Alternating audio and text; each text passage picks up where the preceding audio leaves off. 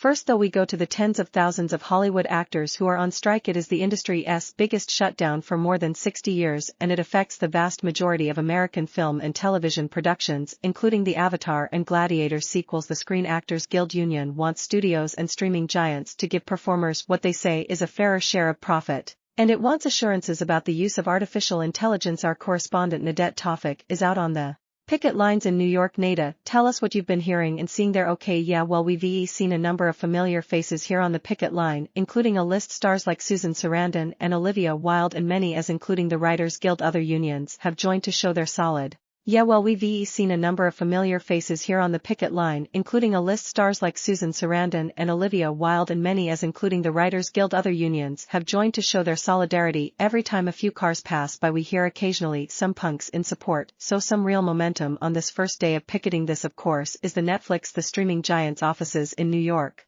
But there are 3 other locations throughout the city, and look, actors say that they didn't want to strike. The ones we've spoken to say they feel they had to though because of this inflection point in the industry with so much upheaval and change now that they are relying on a streaming instead of network television and DVDs. They say there's just not enough transparency in the spoken to say they feel they had to though because of this inflection point in the industry with so much upheaval and change now that they are relying on a streaming instead of network television and DVDs. They say there's just not enough transparency in the success rates of certain shows on the duration of royalties. They want a better piece of the pie, essentially to share in the profits as you mentioned earlier. And then of course AI, even A-list celebrities like Susan Sarandon saying that she is extremely concerned about the future of perhaps a youth artificial intelligence generating not just voices but images and replacing real people on screen or their likeness being replicated. So a lot here happening, and I think what we're seeing in this industry dispute can really transfer across. Look, this is the first industry-wide shutdown for 60 years, but the actors did go on strike back in the 80s that took several months. We're already hearing talk that this could last until at least October, and so things like the Emmy Awards that normally take place in September, there's talks about having to delay that, but nobody, again as I said here, is happy about what's happening because this is going to affect an industry that employs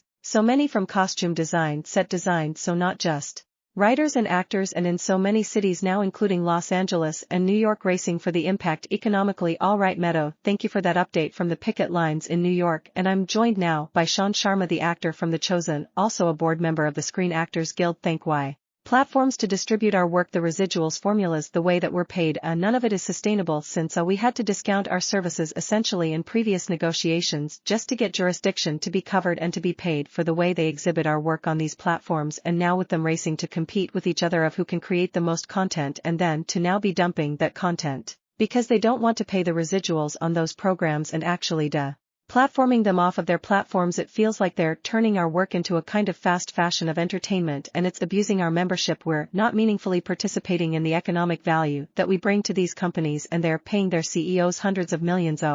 Increased amount of content. Yeah, you would be shocked to know how much we are paid for these streaming shows. The pay scales that we get for broadcast television and cable are much greater than the streaming platforms pay, so we're not getting the same paycheck for the same amount of work simply because people are consuming it online versus on traditional television. And also the way that we get residuals is different because on broadcast TV we would get paid every time our show reruns or when it's put into syndication, but online we're not given viewership data. We don't know how successful our work is. They're not paying us the residuals over many years that would compensate us fairly by deplatforming our work, basically taking our artwork and disappearing it so that